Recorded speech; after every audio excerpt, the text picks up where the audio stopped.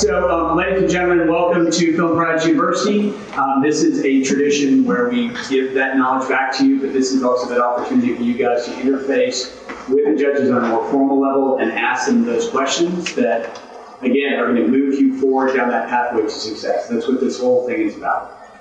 This one is the before, so we're going to talk about story, screenplay, screenwriting, everything that is really the foundational support that a project needs if it's going to move forward to create a feature for you and for your career. Everybody good with that? All right, so we're going to get started. We have a fantastic panel up here today. I'm going to let them introduce themselves. I swear to God, if any of you sandbag, I will come behind you and I'll talk about who you really are. So why don't you just sort of say like, oh, hey, I'm Collette Freedman, because it's not your work today. So go ahead and we'll start with you and move down. Hi, I'm Collette Freedman. I can talk about myself forever, so ColletteFreedman.com. I've done everything.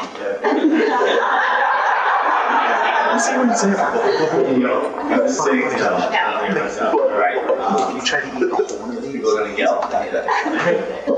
Give me the microphone. You have to literally kiss it. All right. After you did the ring. Hey y'all. Okay, you're right. Hey y'all. Good morning. First of all, I've been at 20 panels. I've been on them and I've been active, and I've never seen this many people. So this is the first one. Yay for you. So we're in now, and I'm not going to fight with it. So, No, it went out. It's out. Is it out? You can hear me? okay, right. I'm killing time. Okay, I'm Greg from New York City. I'm a writer, producer, editor. Been doing this for 20 years. I have, you can go to redwallproductions.com. That is my website. I work with my wife. We are entering our 20th year in business, and November will be our 20th wedding anniversary. Yeah, she's saint. That's me. So I'll stop. Hey, before we move on, why is your wife here with you right now? Oh, yeah, because she's on Broadway doing, she's in To Kill a Mockingbird. So. Just had to pull that one out. Sorry. Yes. Yes. Nothing against you. I mean, I really don't need a microphone, but. Hello, everybody. This is not good. My name is Judy Rates, and I am the founder of A-Level Pictures. We are a production studio out in Los Angeles, and I've done everything under the sun when it comes down to filmmaking, hair, makeup, wardrobe, craft, you name it. But I specialize in producing for 30 years, and I've been doing creative now for 10, trying to put my producer hat up and not have it anymore so I can focus on my creative. And I have a bunch of work out there you can see. Just look up Judy Rates. Googleable. Googleable. I am Googleable. All right. Hey, everybody. Good morning. Congratulations for winning the prize of actually being here this morning. We were out and saw a lot of you out there, so I'm pretty impressed, to be honest. I'm Darion. I'm a filmmaker from Atlanta, Georgia. Film is a second career for me, which always should have been the first career, but it took a little time to get to where I was like, you know what, let's just go for the thing. So I've been in this about 5 years, but things have moved very fast for me. I started out with writing, so this is my heart to be on a writing panel. This is where everything starts, this is where it ends. And as far as anything that you want to ask me about building a business, transitioning into film, I've been able to do that successfully. I do this full time, and writing is definitely the core, and we can talk about that. I'm working on a series of music videos. I even just talked to my client, which is going to force me to rewrite some stuff. So it's like, think about adapting to changing circumstances or situations. If you've got that core of writing, you can basically say, oh, this artist can't be there on these dates, but on these dates. Well, guess what? That doesn't sweat. I don't sweat it as much because I'll just rewrite it and I'll make it work. right? So anyone want to talk about independent survival as a business or anything like that, we can get into that, as well as some visual effects and things as well as special things. So we're going to stick with you, Darion, and put you on the spot here. You guys have all seen at least a slate of your films, yes, everybody? Yes. So just without any sort of calling anyone out specifically, what are your initial thoughts about what you've seen here at Film Prize, filmmaking wise? And let's stick mostly to kind of story and the screenwriting part. Yeah. So everybody here, what impressed me is I feel as though all of you told stories that you cared about. So whether it was a comedy, or whether it was, a military story, or whether it was a story about farmers trying to survive. It's good not to go into specifics. Hypothetically, a woman and her father. It's good to say that in general. Everyone else don't do what you're in. Yeah, but you're selling from the heart, and that's what, so one of the things that I took the time to figure out was that film is not like a hierarchy of better or worse. It's just different stories. And so one of the imposter syndromes that I had to learn to get over was I would see somebody else's film and like, oh my God, they're better than me. But they're telling their story, which no one thinks of better than them. And then I would get the same things back at me, and they'd be like, how did you come up with that story? That was so amazing. I'm so jealous of you. I'm like, really? You're jealous of me? I'm jealous of you. So mutual jealousy is a kind of a normal thing, and it's very healthy. Get used to it. Fantastic. Greg? Yeah, I'd love to answer. What I really got from what I saw, what I've seen, is that you are all telling stories that are on your heart and your head, and what it's about is about the process of creating. So the result is not always going to be what you want it to be. The result is not always going to come out. You get to the end, or the edit is like, oh my God, we didn't do this, we didn't do that. It doesn't matter, because this is a process, and it is a lifelong pursuit. So you want to make a thing, you want to finish it, and you want to move on. The writers here were the first people to see the movie. We're the first people, before the director, before anybody else. We have to envision it, and then we got to write it down. So however that comes out, as flawed, as incomplete as it is, it doesn't matter. Because the thing you want to do is live to create another thing. So I loved all of your ideas. I love the energy behind it. I love the thought. And I love just the fact that you just did it. I've written over 100 things and produced things. Most of them are terrible. I got a whole drawer full of mini TV tapes, if anybody knows what that is. Yes. And you will never see them. But it doesn't matter, because I live to make another thing. And all that forms who I am now as a writer. Writing, to create my own TV pilot and writing feature films and all of that stuff brought me to here. So don't get it perfect, get it done. And you all got it done.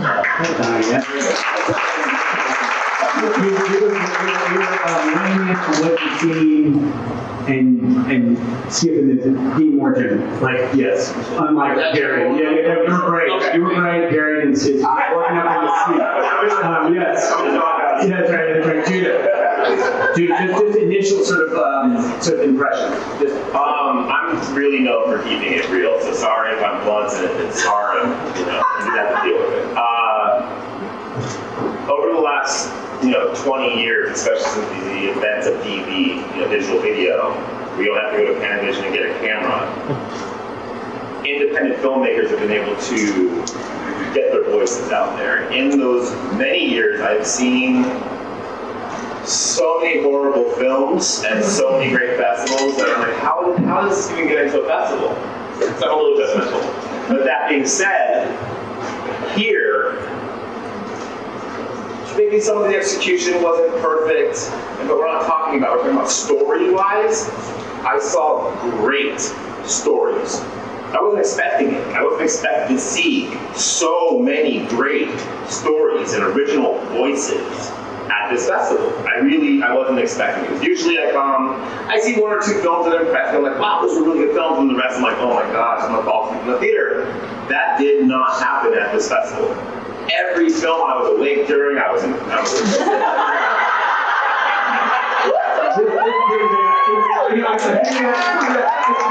It's that side of the table. I get it. It's that side of the table.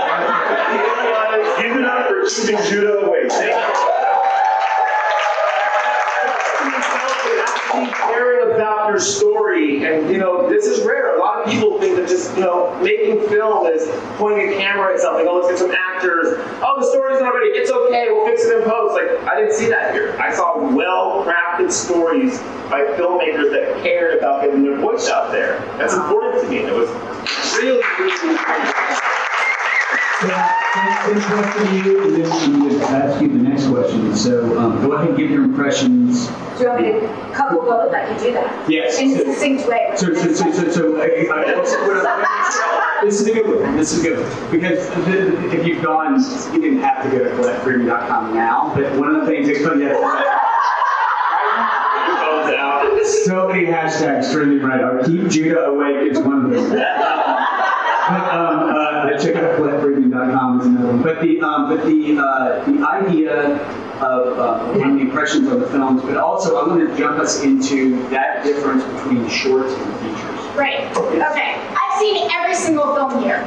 You guys rock. And I'm going to tell you something. The reason these films are good and leave an impression on me is because of the character. All films, whether they're shorts or features, start and end with the character. So just know that. You have to have a great story. Ideally, you want it to sound good, but you're going to follow the character. That's who we're going to care about. So when you guys take the next step, which you have to, because shorts are great for the best festival in the world, which is this, but to make an impact in this world, you have to make a feature or a show. That's the harsh reality. A lot of these are, a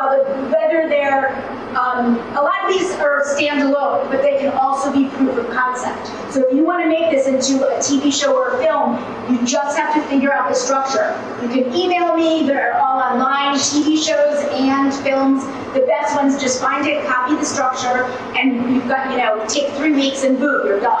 So you guys all got there. This is a good festival because Gregory's a great tastemaker. So the fact that you're here. I do not choose the film photo. I just want to make it really clear before everyone starts coming up to me, starts sticking their finger in my chest. So overall impression, great. I'll answer that question in a second, but when I got home last night from tasting every single cocktail and tasting every single food that wasn't beef, I went on social media and started looking y'all up. Yeah. Gen Z. Every single person here has to have a social media. Okay? And whether you're like, oh, technology sucks, it doesn't matter. I don't care if you're 8 or you're 14. You have to have your website. You saw when we all introduced ourselves. It's not about cards anymore. It's about having a presence. Every single person in here, if you're like, oh, I didn't do anything, y'all made a film. Just have your name and the name of your film. For more information, email me here. You have to start building your presence. When you're a kid, when you're a teenager, when you've done one thing, yeah, you maybe fudge a little and make it up. And then when you're an old broad like me, it's all real. It's pages and pages. So start now. Please go out and make a website. As far as moving to features, that's the next step. Everyone should be so inspired by this weekend that you commit, okay, I'm finishing the first draft of my feature by 2022. That's all there is, okay? If anyone has a question how to do it, I'm very opinionated. Come to me, say, hey, I want to do this. Is it a film or a TV show? I'll tell you. And I'll tell you also, yeah, it's not going to work, or I would do this. But every single one of these 20 films has enough promise to make it something else. So take the time and commit. So much of it is a discipline of just sitting in a chair. So do it. So I'm going to say that's great. I can give her give yourself Greg, you're somebody who's certainly been very Dionysian in the television world and the film world. One of the things that Collette was just talking about was this idea that you have a short. That short could be a television show, could be a feature. Well, one, how do you make that decision out of a short? Because you've done shorts before. Yeah. How do you make a decision out of the short? And then how do you sort of start that process of that screenplay that, I don't know, they still call them teleplays? I made it back in my day. So a screenplay or teleplay? Teleplay on the boob tube. Yes. So listen, it's the process of writing, right? So you can't exactly take your short film and then drop it into your screenwriting software. Everybody should have screenwriting software, not Word, not Google Docs. Nobody's interested in any of that. We see it right away. If you're writing in any of those other forms, people who read scripts all the time can tell right away that you're not using professional software. It doesn't mean you need to go out and pay $250 for final draft. There are free versions, there are cheaper versions, but get screenwriting software, right? So you can't drop that script into a thing and then just add in a thing here and then add a thing here. It's a craft. This is a skill, and you have to learn it. So what the process is of turning that short into either a feature or a TV pilot, as Collette was saying, you have to think about, is my idea a thing that's going to have a beginning, middle, and end and be over? So is this just like a single journey? If it's a TV pilot, meaning I want to know about this character's life week after week after week. I want to see what Tony Soprano does every week. I want to see him go to the Bada Bing. I want to see him fight with Carmela. I want to see, and I'm sorry if you're too young to know what the Sopranos are. Shame on you. Not your fault. I know, you're 14.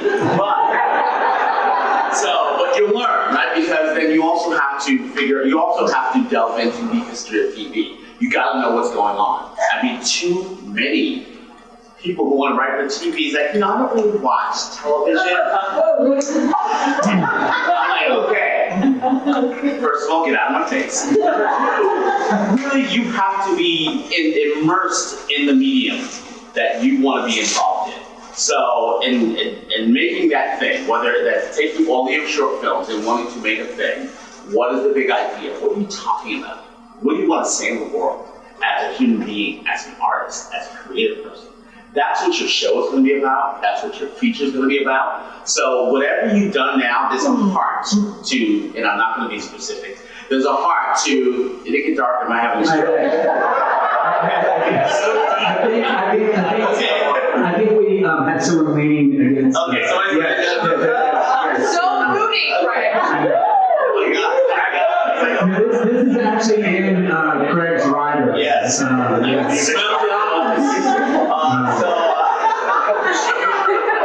See how we had somebody from the Robinson here. That was a little darky. You're right. So that was my cue. Okay, right now stop talking. All right. Again, same question to you, which is that idea of writing that, of actually determining out your short, whether that's it could be a television show or a feature, making that determination and then starting that screenplay that is going to have that beginning, middle, and end, or something that toys with that structure that's traditional. Well, the thing that I believe about short films are, in the end, if it's a good short film, it's a good story. And if it's a good story, it can be lengthened out. And if it can be lengthened out, there's a lot of tricks that we use to lengthen things. In a short film, I've done short films. I know how short films are. We kind of have to squeeze our exposition in on our stories and our characters, and we lose a lot of the depth that we want to bring out from our story, from our characters, from our locations, from our shots. So when it gets down to expanding onto a short idea of a script, either to a feature or to a series, it really depends on, you all know how it is when you're writing that screenplay, whether it's a short or a feature, and there's 1,000 different paths and avenues that you can go down. I mean, these are worlds that we've built that will lend to a series idea, that will lend to that, atmosphere. Some stories are just plain and simple. I mean, we were just talking about the fact that you can have a short that, sometimes that short doesn't feel like it can be expanded, and that story can be expanded. That does happen. But, and I'll say this, if you really are in love with that story and it was a good story, there will be a way that you can turn this project into something longer, whether it's a character you can develop, a scenario you can develop, or something that is inside of your idea already, or even just the world you've already built. that can be expanded on. It doesn't have to be, you might have written a story about these two characters set in this world, and all of a sudden you look at it and go, wow, wait a second, what are their neighbors up to? You know, what are people down the street up to? What's going on in the city that they live in? And that is a great way. Like, you might be able to expand the actual story you wrote these characters into for your shorts. But the characters, like was said, are an important centerpiece, and those characters might work somewhere else in that world, another story that relates to that world. So it's a really good thing to look at those ways, look at those options. I always say when you're writing, I'm a big advocate of knowing your world. You know, a story is a story, but the pros out there, they know their worlds. They know in this scene this is happening, but down the street this is happening. Is it the moon full out that night? What's the sheriff doing in the local town when this is going on? You know, you really have to build these worlds before you craft these stories.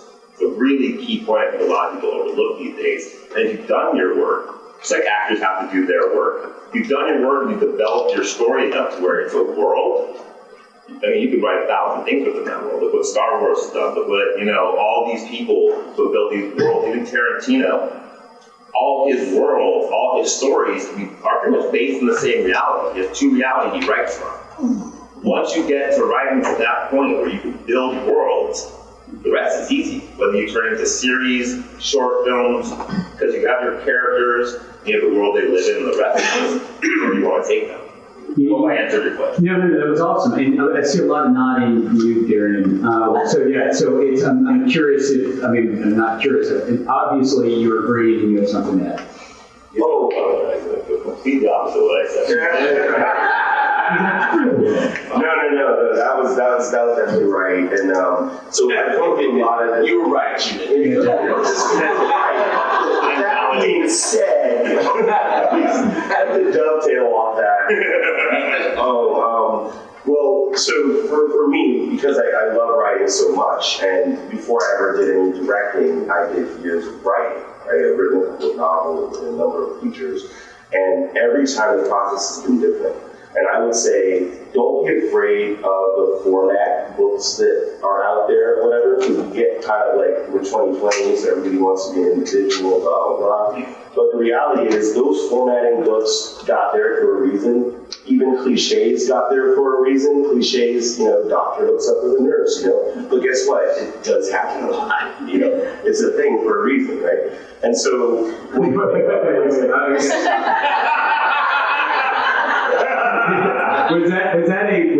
you were talking about doctors and nurses hooking up? Is that or you're talking about formatting? I'm clear. We're in formatting. Okay. Yeah, all right. Aiming at a world, right? So, you know, if you think about Save the Cat and all of those things, those tricks, they call, you know, they work because it's proven over a number of stories. And I think that if you're in the process of developing your craft, don't think of it as like I'm writing this one screenplay and that's going to be the end of my life. Think of it as I'm a writer and I'm going to constantly be writing until the end of my life. And if you think of it that way, what's the big deal if you write 2 or 3 scripts that follow that pattern to a T so that you learn it and then can break it with intention instead of to just start off as a revolutionary who's just revolting against something that you haven't really experienced. So that would be my thing. It's just go ahead and try all the different tricks that are out there, master them, and then be able to build it like a sound. You know? I've never rebuttal. Yes. This is getting weird. First panel. So here's the thing, right? I really believe like the best short films that I've seen are their own thing.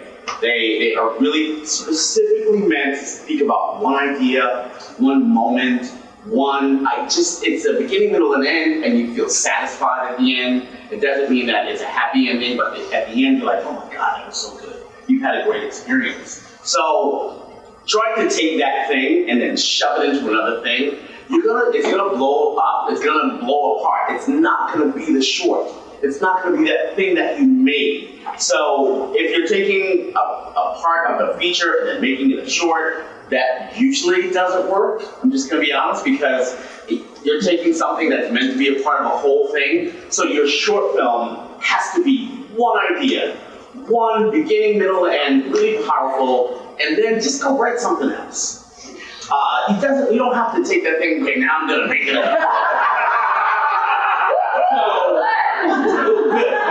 So don't be scared because I have had the short film. I've written a lot. And then I tried to turn it into a pilot or something, and now it doesn't resemble anything like that thing that I did 5 years ago, or 10 years ago, or 15 years ago.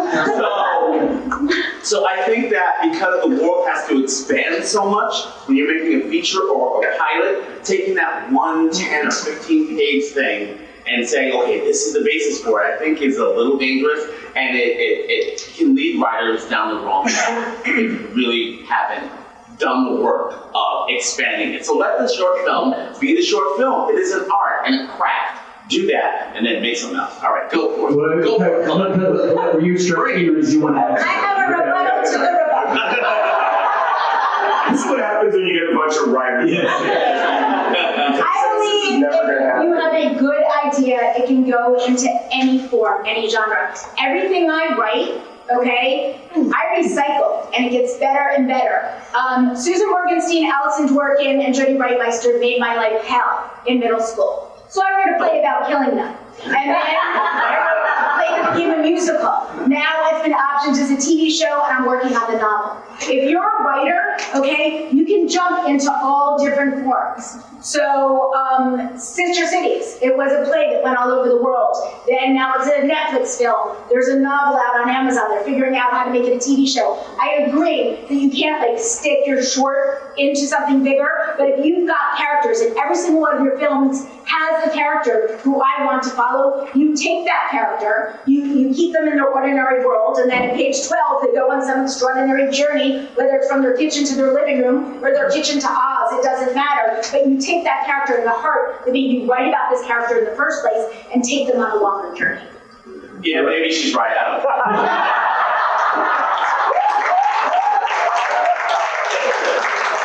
All right, and that's why he's about to be married for 20 years.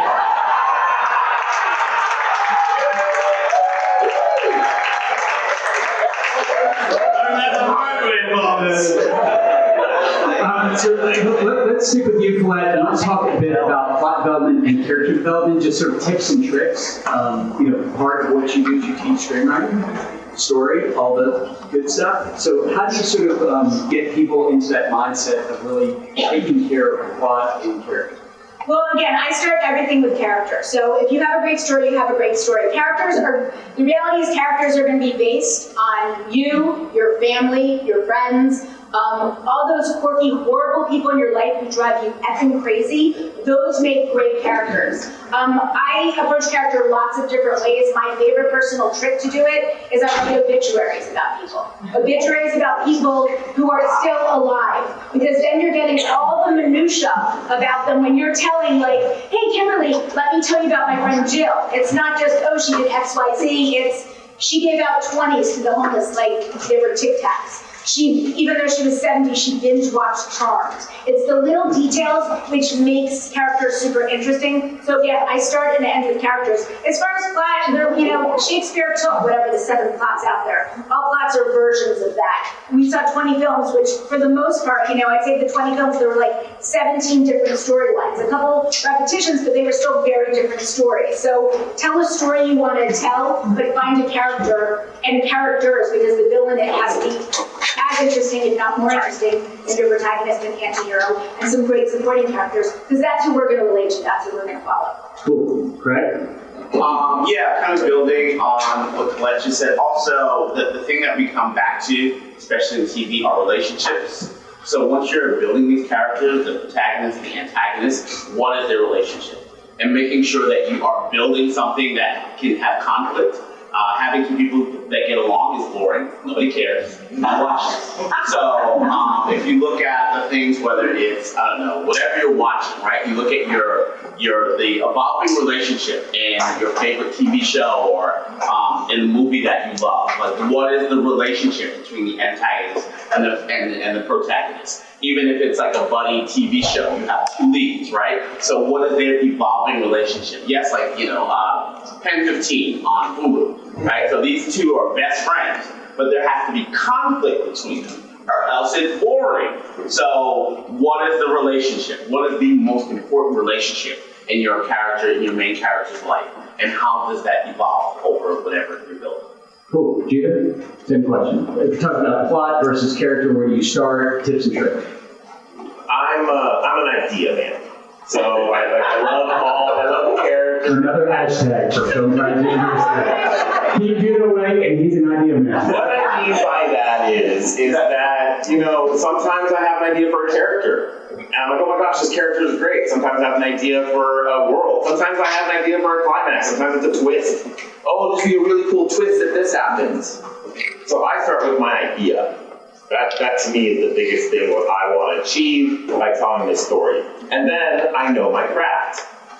Just like I was saying, I know my craft. I know what I need by the rules of storytelling and by the rules of what I'm trying to get across in my genre or my craft, whether it's a series or a television show or a feature or a short. I know my craft. And once you know your craft and you have that idea, whether it's a character, okay, well, we'll start with what I love, is twists. So I get these ideas for a twist. And I'll go, okay, there's my twist. Well, I know I need a first, second, third act and a resolution. I know I need characters to go through this. I know I need an antagonist and a protagonist. I know I need exposition to show who these two people are, and exposition to show what my world is, so I can get to my twist that I want. And after my twist, I want to show what my world is like after that. I know the rules of what I do. So, whether I'm starting with my twist, whether I'm starting with my world that I think will be cool, or whether I'm going with my character and have to build everything around that, I take all those ideas and I will really slap them down in notes, in pieces of paper, anything I can, I keep them in my computer, so that when I come up with these ideas, oh, this is a really cool character. Okay, I need a world. I'll literally go through my world ideas and go, oh, that's a perfect world right there. Okay, cool, I have this character, I have this perfect world, then I use my tools that I know how to build a story with, and then, like I said, I inject my creativity into that. And that's really what I think a lot of writers have a problem with. We're all trying to be so cool, so different, so trick. We want to trick the person that's reading our script. Our job is to tell a story. That's our job. That's our first tier job. Our second tier job is to make that story as cool and original and as fun as possible. But people forget that. A lot of people try and be really cool out the gate and make everything so tricked out and get lost in their story. So that's where I'm at. I like to literally build by the book around every little piece that I like, and then I create my stories. And that's why I'm a big advocate of believing that, yeah, you can turn a story into a feature, into a book, into a series, because in the end, if you know those rules, you know how to break them. Sure. And by knowing how to break them, you can start doing anything you want, realistically. Cool. Same question to you, Darion. Just tips and tricks on plot development and or character development. Yeah, so because I'm such I'm into the process, right? I'm very much exploring how to keep developing and changing the process. And so, like I said, I did write a number of scripts in just a formatted way, sit heel, save the cat, doing all of that. But then after that, I felt free, and so I try new things every time. Recently, I would write films basically on voice notes. I'll just sit there with voice notes and keep going with that so it flows really quickly, knowing that I can always go back and type it up and do whatever. But music is another way. Okay, let me intro to a story just via a piece of music. It feels like this, so let me write something that feels like that, right? Or an image. Science fiction, this is my primary genre. Context music. I don't think science is a genre, that's a whole, I can't. But with science fiction, visuals are often very significant. So sometimes I'll start with the idea of a sketch or concept art or on Pinterest. Well, that's a cool image.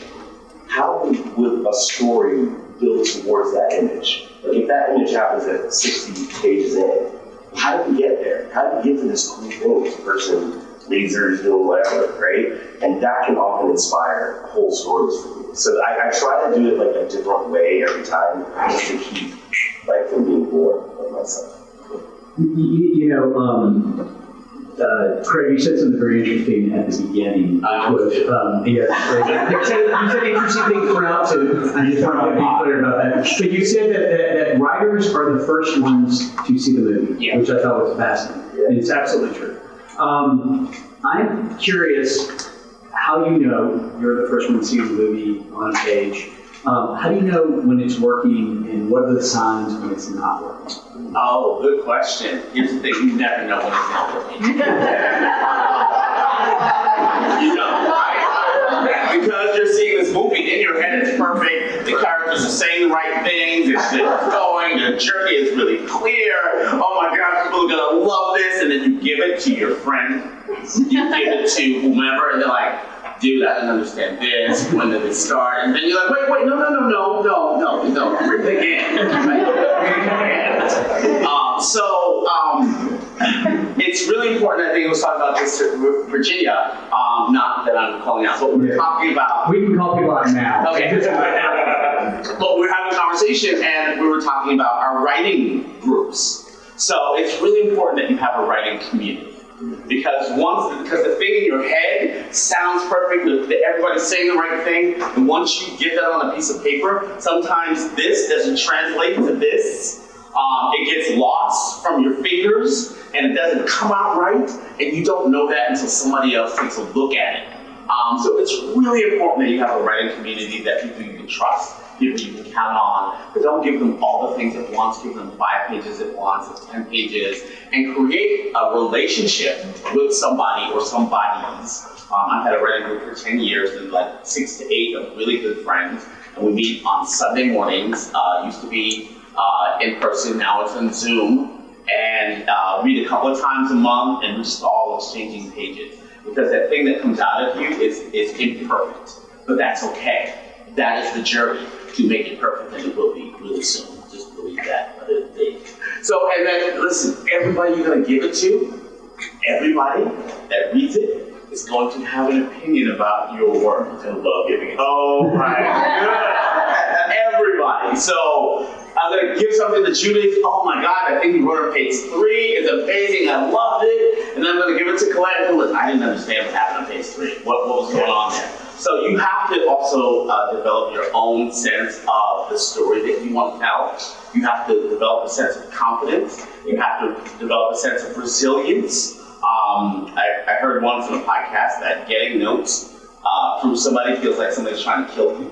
It hits that part of your brain, like literally, where it's like somebody's coming in with a knife. So when somebody gives me a note, I see the knife. And then I have to just kind of take the stabbing and remember it's not personal, that they are really trying to make the story better, and you take what you need and you discard the rest. You don't have to listen to every word. You have to put it through your own instrument, through your own body, and let it say, okay, this feels right for the story I want to tell. Not the story Judah wants to tell, because Judah will change the story every time. So that's my idea of whatever the question was you asked. Yeah, awesome. I want to bounce it on to you, Darion, because you were talking about, I mean, you seem to have such an interesting process. You were talking about music, you were talking about sort of flowing into the writing and the plot and the character and what triggers you and what actually comes out as part of that process. How do you know when it's working and not working? How do you fact check yourself? Oh yeah, that's tough, yeah.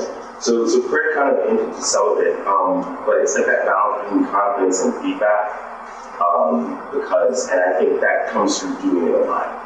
I mean, to me, my answer for all the writing stuff is keep writing again. I know I said it earlier, but I think when you do it a lot, and especially when you start making stuff, right? So even, I have the 1-minute film score, as we know, it's shameless self-promotion. But if you make 1-minute films, for example, you get quick turnover on feedback, because you make something that's 1 minute, you put it out there, you see how people react, right? You make something that's 5 minutes, you see how people react. So the more you're writing and getting reactions, write a novel, for example, right? You have a script, it's too big for a movie, but you put it out as a novel, you see how people react. So it's like through that, you're kind of feeding the engine and tuning yourself, like a tuning fork. And so I get a certain confidence. And then the other thing I do is gut check is if I get bored of it. Because I've had scripts that I've started, and I'm like, I'm 15 pages, 20 pages in, and I'm like, this is boring. I don't enjoy this. Like, what's wrong? And then I'll either maybe drop it if it wasn't really that great of an idea, but it's too conceptual. you know, it's like some really cool sci-fi concept and they come out of the sky and whatever, right? And then I read it, like, I don't have a story, I don't care about this, you know? And then being willing to accept that and just move on. And that only works if you write a lot. Because if you write so little that you're so precious, it's like, oh my God, I wrote 15 pages. Like, oh my, it doesn't matter. So, yeah, that's how I love that. Yeah, Yeah, I have some thoughts. Okay, here we go. No, I 100% agree, but there are a couple things. If anyone who's a writer in here, if you're not writing a minimum of half hour to an hour a day, you're not a writer. Okay? I don't care if you're waitressing 15 hours a day or you're in an office job or you have 8 children. If you're a writer, you're a writer. So commit to that time. You have to treat it like a profession. So when your friends are like, hey, we're going out, and you're like, oh, sorry, I'm working. You're like, what do you mean you're not working? You're at home. Yes, you are. You're sitting at your computer and you're working. So you absolutely have to treat it like a job. I also agree. Nothing drives me more crazy than someone who said, I've spent 10 years writing the great American novel. F that, okay? You can write 10 novels in 10 years. Don't be precious. Keep cranking out stuff. Keep throwing the spaghetti up in the wall. One piece will stick. And you always have to have, I always say, a minimum of 3 projects going. That way your heart isn't always being broken at one. There's always these different possibilities out there. So don't just work on one project. Work on at least 3 at the same time. And also with the notes, 100%.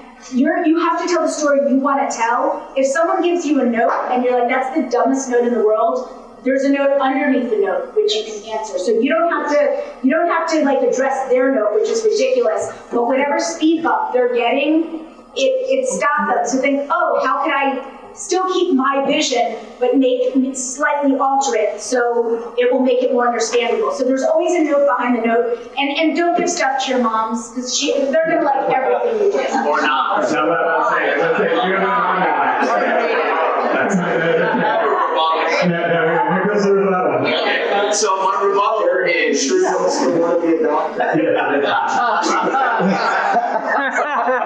So my rebuttal is a couple of things. You have to know the kind of writer you are, and if you can't write 3 things at once, that's okay. You have to know how your bandwidth, right? So if you have 8 kids, or if you have a day job as a welder or a barista, whatever it is, you have to figure out what your bandwidth is, right? So especially at the beginning, when you are an emerging writer, you have to know, it's going to be a process to find out how you write. And sometimes you don't know that until you begin to practice. So sometimes what I offer to writers, especially newer writers, is 10 minutes a day, right? Because what that does is, and it has to be every day. It has to be a consistent thing. So I agree with Collette that you have to spend time with it, but then you have to fit it into your life. So if I'm saying 10 minutes a day, right, and you sit down and you write 10 minutes and you put on the timer and then you stop at 10 minutes and then you go on about your life. Now what's happening now is that thing that you spent 10 minutes on is in your body. And you're moving around in the world with this story running through you, which I also believe is writing. So you're always saying, so I may write 10 minutes and then I'm going to Target to buy some grapes. Now, my wife was like, you going to Target to buy grapes? I said, yes, I'm going to Target to buy grapes. Because I'm also still writing. Now, for me, because it is a practice, because I do it every day, I'm going to come back to it.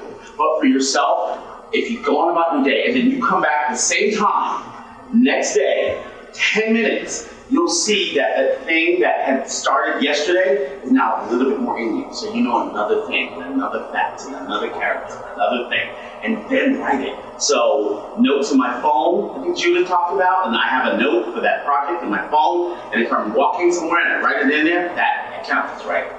So it counts. I want you to give yourself grace about this really challenging process, which is creating something out of whole cloth that didn't exist before, and you're the only one who sees this.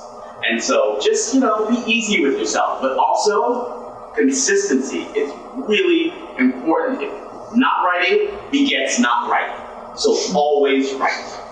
Cool. And I just want to let everybody know we're running about 10 minutes behind. We're going to take some questions. I'm going to ask a question here to kind of formulate those questions. We'll take a few before we move to our lightning round at the end. I'll let you guys know what it is you need to impart as far as wisdom goes on this wonderful group of Film Prize filmmakers.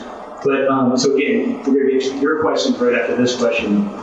Judah, you have a a few screenplays that are out there that have been optioned, right? And you also have some work you're doing with Kimberly, who's somewhere in the room, also who's producing something with you, Kimberly.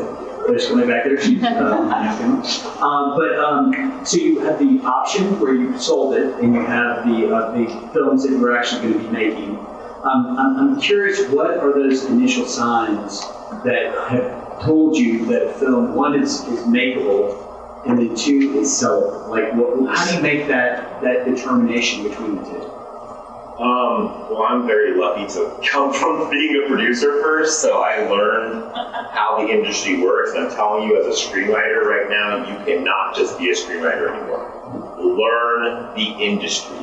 Learn what's going on when it gets down to how genres work, how international sales and domestic sales work, what genres work where, and why stuff like romance and comedy and drama are hard to do internationally. Why does horror, thriller, action sell worldwide?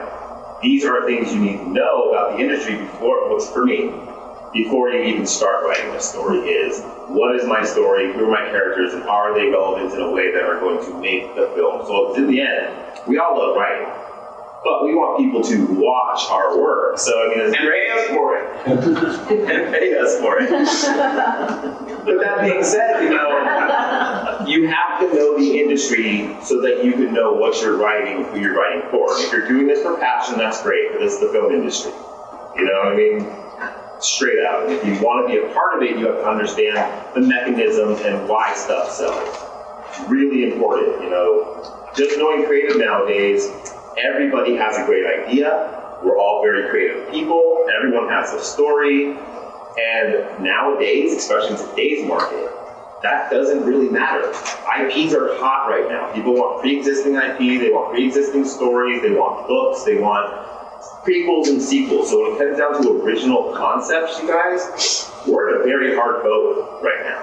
Very hard to push original concept. Knowing that alone will help you know what you're going to do and what process you should take toward the future of what's going to sell and what's not going to sell. I mean, I'm a working writer. I love writing. I think it's cool. I don't just spend time writing. I write to make movies that sell. That's what I want to do as a screenwriter. But I also, like I said, I come from a production background. I understand producing. I understand what sells a screenplay. And doing that, I can look at a project and go, this is a really cool story, but no one's going to want to watch it. It's not going to do well. It'll probably do well domestically. I'm not going to get the international interest in it. I'm not going to be able to sell this that much. And it doesn't mean that story can't be made. You just got to be realistic about when you're writing that story. Okay, this isn't going to be a huge sellable international film. It's something that's a romantic comedy. It's probably just going to do well domestically. So I'm not going to go out and try and write something that's going to cost $5 million to $10 million to make. I should probably keep the budget low while I'm writing and keep that in mind as I'm actually writing stuff out. Because once again, we're talking about producing your film. And we all want to write and make spectacular laser beams come out of all this kind of stuff, but in the end, if it's not going to sell, it's going to be a very small market. You're not going to want to have big effects and all kinds of expensive car chases and stuff like that in a romantic comedy.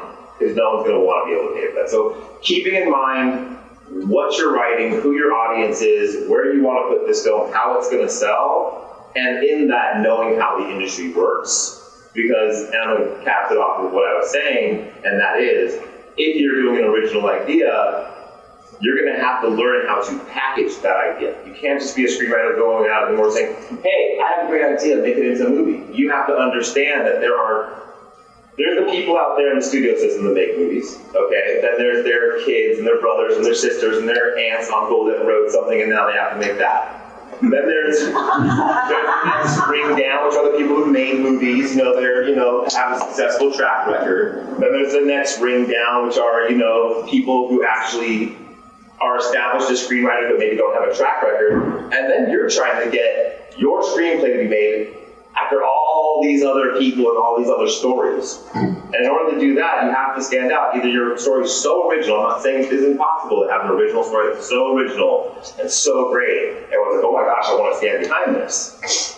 But you should know how to package. You should know, okay, if I'm going to get this distributed, to have so much time, at least for a cameo, for a star to play in, so I have a chance at maybe getting a theatrical or getting a wide release, because I can write this little character, it's just a small cameo, but it's enough screen time that I can get maybe a celeb actor to come in for a day, play that role, and now my movie's not just an indie, it's an indie with someone in it that now my distributor can go, okay, cool. It's an original idea, but this person's in it. And as a screenwriter, you've got to know the industry enough to know to write those things into your screenplays. To know to adapt your screenplay to a world where product placement can be done. All these little things, when you bring it to a producer, are going to make them either go, oh, that's a cool idea, or wow, I see how I can sell that movie. And that's our goal, to sell our content, straight up. So I'm going to bounce to you, Collette, because Collette, you also live in a world where you of course, are the screenwriter, but you've also produced the micro-budget indies.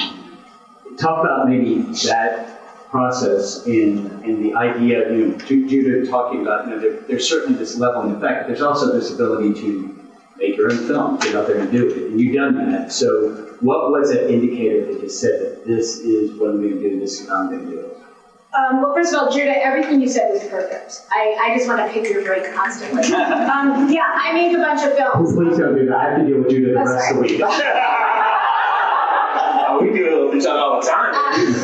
My sweet spot is anything from like $100,000 to $250,000, because I think everyone has a rich uncle or a dentist who they can get money from. When you're thinking about making movies again, character, plot, all that, I think location, location, location. If your friend owns a pizza store, set stuff in the pizza store. We had a film that a lot of it took place in a cupcake store because we knew someone who had a cupcake store. Think about locations and think about limiting cast. There's a big difference when producerally I'm looking at a film. If someone is at Coachella and there are 10,000 extras, I'm not going to make that film, okay? But if they're like getting drunk by the side of the car and you hear the music in the background, there's a way to cheat it. I write all these like stupid Lifetime thrillers. Sorry if this is being recorded. I write all these Lifetime thrillers. Pre-COVID, we were able to do like big house parties. Now we set the scenes outside with a bunch of like red beer cups, a couple stragglers, and you hear the music inside the house. So there are lots of ways to cheat it. So you're really just focusing on your main like 8 people in the cast and not having thousands of extras and billions of locations. So keep it simple, stupid works for both writing and for producing. Limit it. Your story's still going to be great. Your characters are going to be great. Camera work, dialogue, all that. But keep it as simple as possible for the story. If I could quickly swan dive off that, so that kind of goes into my domain a bit. So as a writer, I would definitely suggest staying on top of all the technology that's out there, because a lot of these things that Collette is mentioning, if you don't know what's going on with Unreal Engine, for example, if you're not sure what's going on with green screen stuff or whatever, you may be not realizing opportunities that you could be taking advantage of. Right? It's like if you know somebody's got the screen screen technology or Unreal Engine technology with LED walls and it wouldn't be that expensive to get in there and shoot, maybe you can write this thing in the backdrop of Dubai that you couldn't write 5 years ago. So as a writer, don't be so kind of pigeonholed. Like, I'm not a visual effects person. Read all the articles. Read kind of what's going on with the technology so that you're aware that, wait, you know what, maybe. And just a small, not to get too deep, but we're doing a concert scene for a music video, but we're going to have 10 people in the front, but it's going to be thousands of people getting out there. And it's not going to be that expensive for us to do it. But if I didn't know that we could do that, I wouldn't have written the scene, and now we wouldn't have the scene in this to be able to tell the story. Cool. Yeah, go ahead and add. And remember, right after this, we do our questions. We've probably got time for about 3 or 4 questions, but go ahead, Craig. Yeah, so just, to kind of put this all together is as a writer, my value, right? So as a writer is not just what I write for myself, but what I write for other people. So I'm hired based on the fact that I wrote this really great thing, right? And it's getting a lot of attention. And then I get into a meeting and say, oh my God, we love that script. It's so good. We're not making that. But we have this other property, this IP, this thing, this book, this song, this article that we have, that we own, that we paid for it. We think you'd be great writing that. So as a writer, a lot of your value is going to be making other people's things. So you have to be in the mindset of, again, coming back to taking notes and being a team player, because your craft is going to be really valuable to you. So learn how to be in relationship with people so that you can write their things and make a living as a writer. So many writers out there you've never heard of who make a really great living just writing things for other people, for networks, for studios, and they hire them and then they take the name off of it because somebody else is going to get credit, but they're getting paid for it and they're getting health insurance and they put their kids through school. So this is why craft is important. And then, listen, it took Steven Spielberg 15 years to make Schindler's List. Because nobody wanted to make Schindler's List but Steven Spielberg. And he was already Steven Spielberg, right? So he's being hired to direct this, to produce that, and all the other while, he's developing this other thing that is a story that he wants to tell. So while you are being a writer, being paid, you can develop your own thing, and then one day you'll get in a position where you can find some money for it. I love that so much. Why don't we start with you? Go ahead, stand up, say your name and question. Hi, Kallenberg. I was the boom up for Promises of Snow, hard up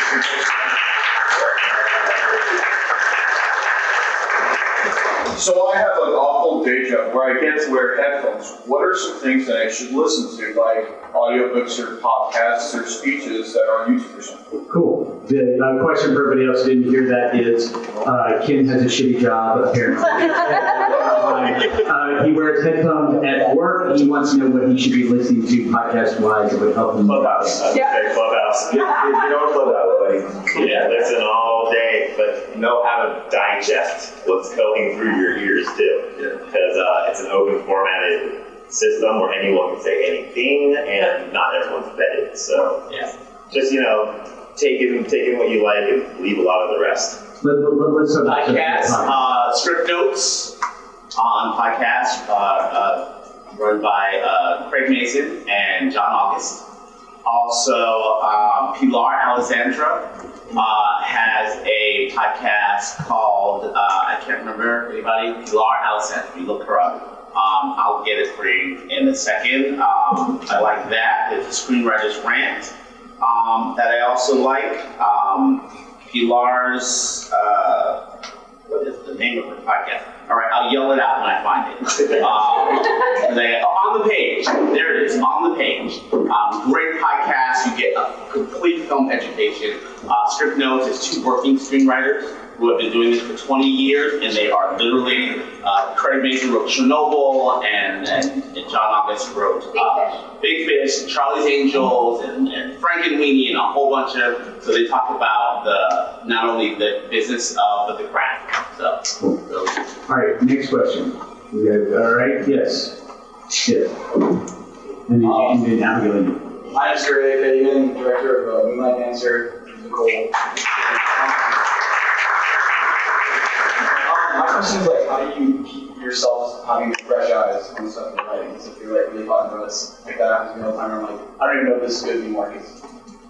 So it's just songs. So the question, just for everybody who didn't hear it, is how do you keep your eyes fresh? You're inside the fishbowl. How do you sort of keep the thing in front of you so that you understand what it is and you not let it get away from you? I find we're screenwriters. A lot of people say we're screenwriters, but that doesn't mean that you focus on one project and that's all that you write. And I find that a lot. A lot of people like, I've been working, like you said, a 15-year novel. Take breaks. If you're not on a deadline because you're a paid writer who has to get something done by a deadline and you're really just being creative writing specs, take breaks. If you find yourself in a wall, don't sit there and beat yourself up. Put it to the side. Grab another project, start working on that project, and you'll find, I do it all the time. I'll be writing one project in a scene, I'll be like, this scene's not really working for this. Oh, wait a second, that other project I'm stuck on, this scene's actually perfect for that. Oh, that'd be perfect, and I'll copy and paste into a document, keep on writing that, and then go back to my other screenplay and insert the character, insert that. But you should always be writing multiple projects. And if you ever hit a wall, switch to one of your other projects and feel that out for a little while, and all of a sudden the inspiration will come for you for that wall that you hit on something else, or it might not. I have projects that, I have a project recently I wrote 9 years ago as a feature film, and I wanted to talk a new sci-fi series, and I was like, okay, I was like, wait a second. there's that $200 million feature that I thought would be like impossible to ever make. What if I break it down into a series and make a pilot episode out of it? And I did it, and now it's being shot to all the studios and it's going really well. You know, so you never know. Always just save everything, never hit those walls, and if you do, really just pop onto another project, and you'll get to the point where you start getting finished projects. And Quickly, yes. get away from the computer. Exercise. My best ideas come when I'm biking. So bike, run, walk, Meditate. get out. Yes, do something outside the computer. I promise if you don't force it, it will come to you. Okay, and so we got Abigail, and then did I see somebody over here with a hand up? Awesome. Okay, you'll be the last one, Virginia. Go ahead, Abigail. Hi, Abigail from Darion, directed Camera the Aftermath. Here it goes. I have a question maybe for Darion, going back to the resources. Like I subscribe to like Lighting and Sound America and Rebuttal, but I'm looking for more resources about digital special effects and the advances going on with it. You know, I see things like, I don't know if you saw on video, there's this really cool short called Dog in the Woods, and so there's these like really creative special effects going on that, and I'm like, how do I find those people? How do I learn about that? What's stuff in the newspaper things? So the question for everyone didn't hear Abigail. The question is about finding resources for the special effects that are out there and how to sort of expand that boundary. That blend well into real life stories. Yeah. Okay, so just a soft correction, just for the room to get it right. So it's visual effects are the digital effects that we do afterwards in the computer. Special effects are the prosthetics and things that we do physically in front of the camera. SFX and VFX. And that, if you guys get that right, you're ahead of like everybody else. And some of the people we hire. Yes. So I definitely use YouTube quite a bit. So two entry points could be Ryan Connolly, who's got Film Riot. So he does a lot of stories and creates visual effects, and he does it at a light enough level that it's a good intro. He doesn't get super technically deep where it's like boring. And then the Corridor Digital guys on YouTube, they do a lot of visual effects, and they do also VFX breakdowns. Corridor, it's called Corridor Digital, and both of those people do their living full time doing just YouTube, and which is so cool, you know. But they really get, so I would start with those two, and then from there, they do a lot of references, because all of their videos, they'll say like, oh, I got this from this and this, and these links are in the thing, and those will be a good start. Yeah. And Virginia, you're going to be the last question, but before we hit Virginia, I want to tell everyone after this is going to be the production panel with Chris Lyon and an amazing group of panelists. If I could take maybe a 3-minute break line, we're running about 10 minutes behind. 3 minutes break, you can go to the bathroom really quick and then come back. Maybe 5 minutes, we have to stretch it out a little bit. We're running a little bit behind and we appreciate it. Also, I just wanted to give you guys that last question after Virginia, just something to roll around in your head. I'm going to go down, and for our lightning round at the end, we're going to give them one piece of knowledge that will take them to the next level. No pressure on this. Yes, one piece of knowledge. All right, yes, go ahead. We're second, Director Touch. So I read all the screenwriting books and Save the Cat's not one for me. But I just, and I just wanted to know, like, I know we don't have a lot of time to go in depth, but just like one little part or fun thing you do for your creative process. I just love hearing other writers, everybody's so different, like note cards, vomit drafts, outline, like what's just a little piece you do. Read screenplays. Read other people's screenplays, and not just the old movies that you thought were cool. Look up what's socially relevant, what's selling right now. What's on the blacklist, the red list, the blood list. If you have a manager, an agent friend you can get a hold of that can send you the hottest scripts that are going around Hollywood right now. That's what's selling right now. That's what you should be reading. That's what you should be seeing, how their technique is, how their formatting is, what their stories are being told, and how they're telling their stories, because screenwriting is changing so rapidly and so fast. I mean, not to knock anyone, but I hate all these screenwriting books and formulaic books and stuff like that. I learned the formulas and then I threw them all away. One of the greatest screenwriters I know, he's amazing. He's like, I don't advocate ever burning books, but screenwriting books, go ahead and throw them on fire. It's not that I'm against it. I believe in knowing your craft and knowing your formula, but you also have to look at, like we said, screenwriting is changing so much, even just down to formatting and how we're formatting things now so it reads faster and easier to process the information will blow your mind. So read when you're not writing your own stuff. Read other people's work and read how they. And some of the greats, like Tarantino, the guys that you read their scripts, you literally can't put them down. Why? You have to ask yourself, why can I not put this screenplay down? It's just another story, but it's the way he crafts the story and writes the story. He's leading you to the next sentence. Every single paragraph is just taking you where you have to know what the next sentence is. And a lot of times, as screenwriters, we're thinking, oh, I just got to write some action now because I'm describing the scene. No. You should be taking that reader on a journey, and knowing how to do that is by reading other people's work. Cool. And if somebody's going to make your thing, you have to understand, like, if you're going to make your own thing, write whatever you want. You can write it on a crayon on a paper napkin, nobody cares. But in order to get stuff made, 200 people are going to have to read your script. And you want them to have the easiest read possible. Not a 150-page script that I got on Monday that I'm not reading. So why would you do that to anybody? You want to make something so clear. Be clear, be clear, not clever. Yes. So that people are going to have an enjoyable read and want to make your thing and want to meet you to hire you to write. And have a lot of white space on the page. Well, just remember, just to get back to it, the question about creative process. Just kind of.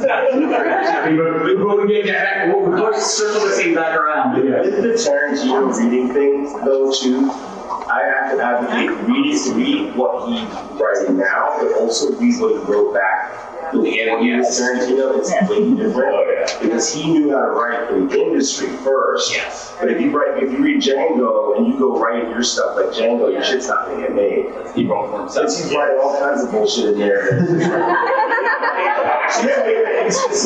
All right. So we're gonna bring this down. We're gonna do our lightning round right now. Okay. This is that moment in time where you get to put these young, intrepid, amazing filmmakers on the pathway to success. No pressure on this. You have one thing that's going to help them level up. We're going to start with you, Darion. No, Judah said he's ready. All right, Judah, go ahead. Judah, then Darion. Okay. So this is a 2-in-1, and I always say this: don't be a beep. Okay, you can put whatever word you want to put in there. Don't be a beep. There's a lot of beeps in this industry, and no one likes working with them. It makes things really hard, and that segues into what I'm actually going to tell you, which is when someone gives you notes, remember, they're trying to help you. They really took time out of their day to read your art and say something about it. You don't have to love it. You don't have to take every single note. But my point I'm trying to get to is, don't argue with people that give you notes. Okay, if someone gives you a note, say thank you, listen to the note. In your own head, you can go, okay, that's bullshit, or okay, that's a good note. Like was said, there's a reason why that person gave you that note. It might not be because you agree with what they said, but there is a subtext in that note. There's a problem there. Find out whether you agree with it or not. If you find that there's a problem somewhere lying in there. But don't debate people about their notes. What I was trying to do, no, you just didn't get it. Don't defend your note. You know what I mean? Just take the note, say cool. They didn't get that, maybe they didn't understand this, and go on with your day. So that's my advice to you screenwriters, because I tell you this, I get 150 notes sometimes in a screenplay, and if you're going to argue every single one, we're going to get through 10 of them, and I'm done talking to you. No, the rest is fine, you're good, bye. All right, so yes, don't disregard, don't get carried. Okay. Yeah, it took me a second. I'm glad you. Okay, pick a vegetable. Pick an animal. Finish. So just finish. Finishing is so much better than perfection, right? Because I'm like a recovering perfectionist. Just make yourself finish. It's better to finish something that's kind of like half-assed than it is not to finish something that's the perfect, like I'm writing The Godfather, but I've only got 10 pages. Just finish your stuff. That's good. All right, correct. I will add Stories are not about, this is something that I heard, I didn't make this up, that I heard that really helps me. Stories are not about what happened, stories about who they happened to. So we spend too much of our time saying, oh, and then this happened, and then this happened. I don't care. I'm only interested in the characters. I'm only interested in the lives of the people that you have created. So tell us who they're happening to, and don't worry so much about what happened. We're interested in the journey, the character journey, the character arc. What is the thing we're sharing? What is the thing we want to say that comes from our hearts? And that's what we're telling stories. Cool. Collette? I'm gonna just combine everyone's because that's all brilliant. Don't be a dick. No. Build relationships. 90% of my gigs come from people I know. So be a good person and build relationships, and finally get a comfortable chair. Ladies and gentlemen, please put your hands together for Judy Rates.